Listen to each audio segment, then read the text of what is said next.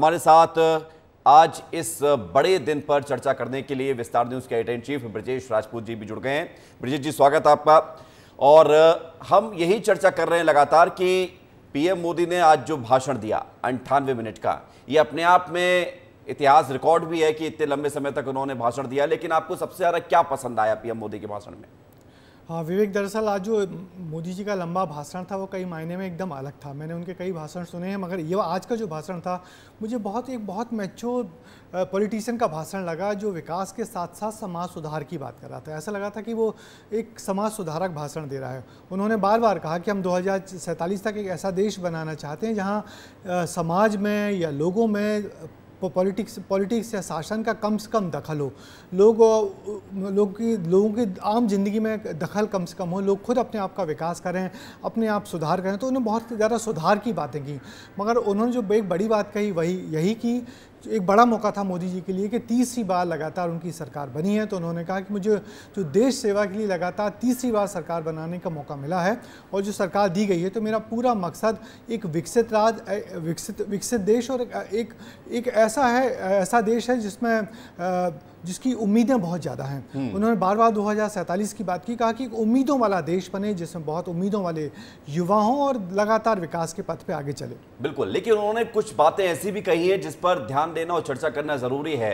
उन्होंने एक बड़ी बात कही कि 1 लाख युवा ऐसे आए देश में पॉलिटिक्स में, वो किसी भी दल में जा सकते हैं, लेकिन उनका बैकग्राउंड कोई भी व्यक्ति, चाचा, मौसा, ताऊ या पिताजी, कोई भी उसका जो है पॉलिटिक्स में ना हो। ये मैसेज क्या देने की वो कोशिश कर रहे हैं? दरअसल प्रधानमंत्री मोदी और उनकी पार्टी बीजेपी लगातार गांधी परिवार पर अटैक करने के लिए परिवारवाद की बात करती है। तो ये कहीं ना कहीं उसी तरफ इशारा है कि अब जो लोग आ रहे हैं पॉलिटिक्स में, या बीजेपी जिन लोगों को सामने ला रही है, उनके पीछे परिवारवाद नहीं है। वो किसी दूसरी या तीसरी पीढ़ी के नेता नहीं है, वो समाज के नीचे से निकल के आए लोग हैं। खासकर जो युवा वर्ग है वो ज़्यादा से ज़्यादा पॉलिटिक्स में आए, ज़्यादा से ज़्यादा अपनी बात कहे और आगे बढ़े और देश को एक नई दिशा की ओर ले जाए।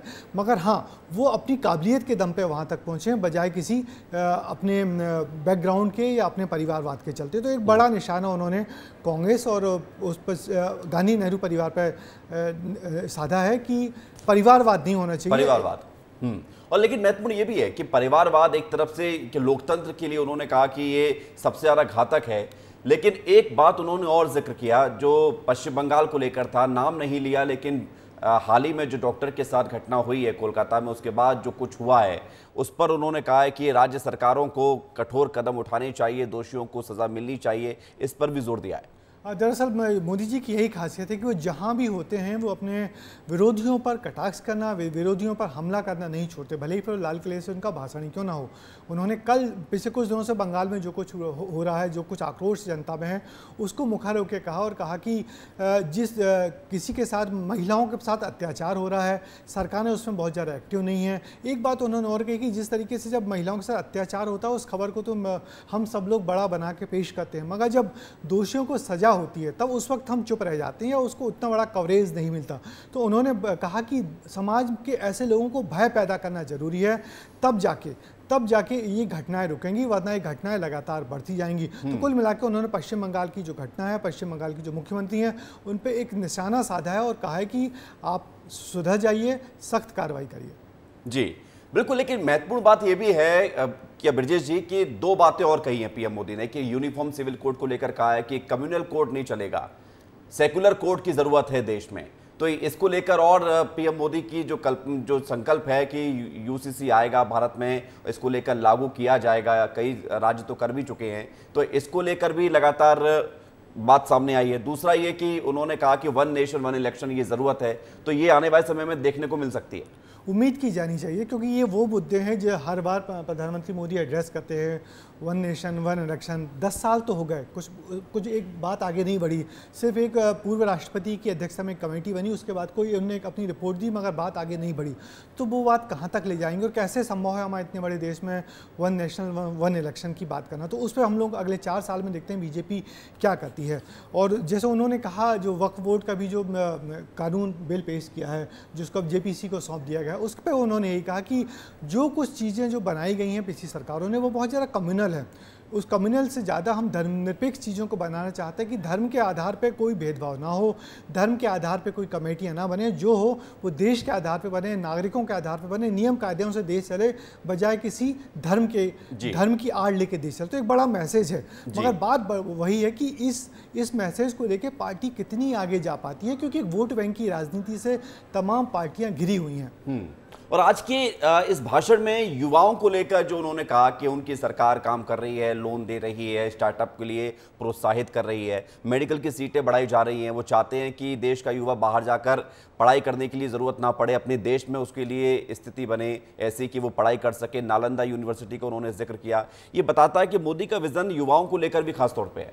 हाँ देखो विवेक, हम सब जानते हैं कि ये तो हमारा देश अब युवाओं का बहुत बड़ी आबादी वाला देश है, बहुत एस्पिरेंट वाला देश है, जिसकी बहुत उम्मीदें हैं, और उम्मीदों को आगे ले जाने का वाहक यदि कोई है तो वो युवा वर्ग है। हमने पड़ोसी देश में देखा कि ऐसे युवाओं ने एक बड़ी क्रांति करके एक वहाँ की सरकार को गिरा दिया, प्रधानमंत्री को भागना पड़ा।